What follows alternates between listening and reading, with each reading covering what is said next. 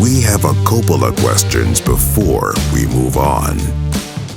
I don't have a ton, but a few things kind of struck me. Is why did Joe feel the need to go to a brothel? Obviously, he can get with women, and women are interested in him, and he's a handsome, well-liked dude. So why does he need to go to a brothel to begin with? Is it just for that symbolism so that we can get all that?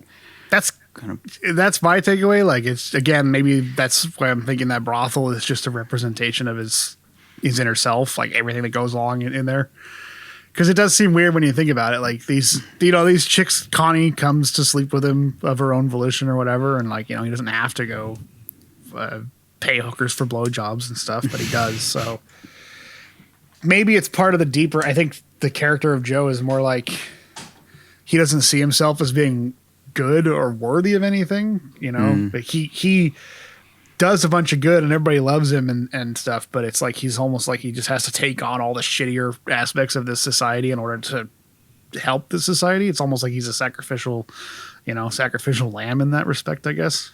Mm-hmm. Yeah. Which sort of, I think, keys into the whole story of him eventually sacrificing himself to make things better. Gets rid of this Scarface guy and this other guy who's raping kids, and helps Gary escape and gets his scumbag dad off this earth. So it's like one last act.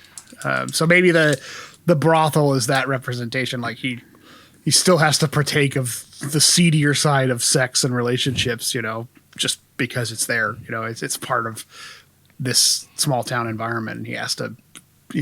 I don't know what I'm trying to say. If that makes sense. Like, no, I think I get what you're saying. Yeah. I get what you're saying. Yeah. Like, he has to absorb all of these shitty things about this world that he's trapped in, because that's what his character is. Because he's not even disconnected from the hooker. He's trying to get her to know her. Yeah. Before everything. So I think you're right. I think it was just a tool to show, metaphorically, the Joe. These are the layers that are within him. Yeah, he knew the madam really well. Like, he had obviously been there many, many times, and probably friends with her genuinely. And I don't know. Yeah. Let's get this one. I don't think we really answered it, but I was going to ask, how does Scarface know Gary knew Joe? But I don't think we really need to dive into that. I don't think he did. I think he was just drunkenly rambling to the kid. Yeah.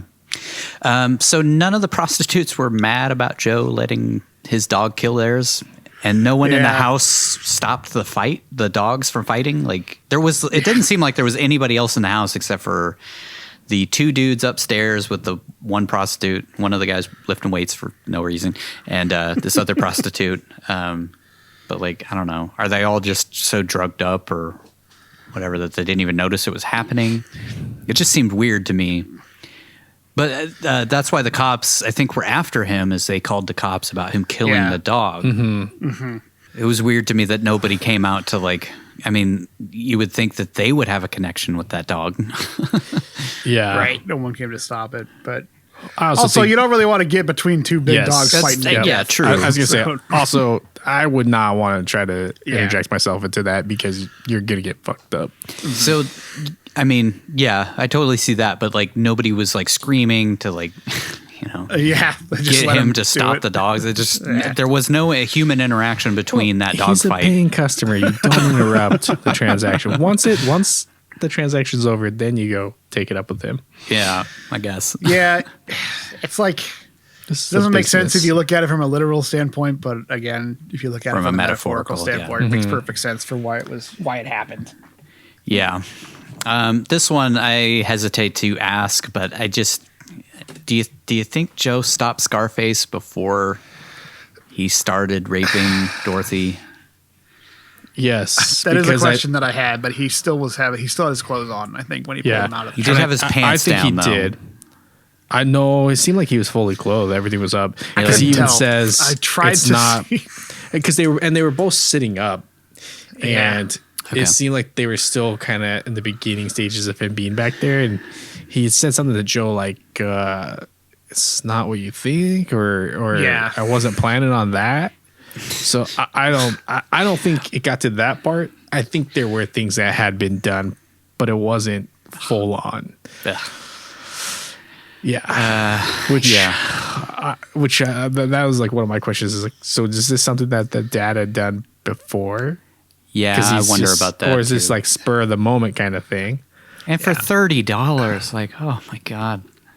I mean, he killed a guy over a bottle of wine. That's so. true, yeah. It's like, is that the trauma that this young woman went through, which is why she went mute? That's what I figured had been happening God. from a very early age.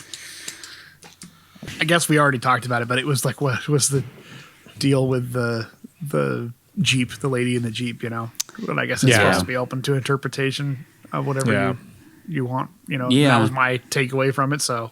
I like your idea of he was kind of at a crossroads.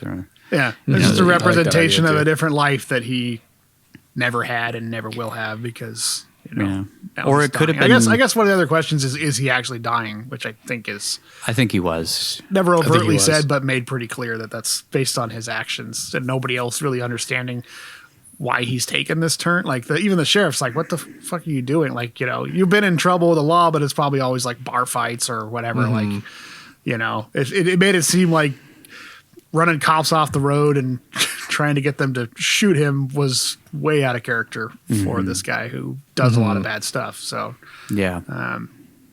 I got the sense that he was dying and, you know, I guess another interpretation of that scene with the Jeep is that it could have been like he sees his daughter in this girl or he, I don't know, based on the fact that he was with a 20-something-year-old girl in the previous scene, could have been his, you know, he sees a potential partner. I have no idea. But yeah. Yeah, it could have been that too. Or he just was thinking of his daughter, you know. Yeah. She reminded him of her. I kind of wish that we would have had some sort of resolution to that. Like maybe he talks to his daughter on the phone or something. But you know, I guess there wasn't really time. He does try and call Connie at one point to try and get back with her, or like, you know, he calls her baby. So I guess he genuinely does care about Connie, even though he kind of makes it seem like he doesn't for a lot of that. But yeah.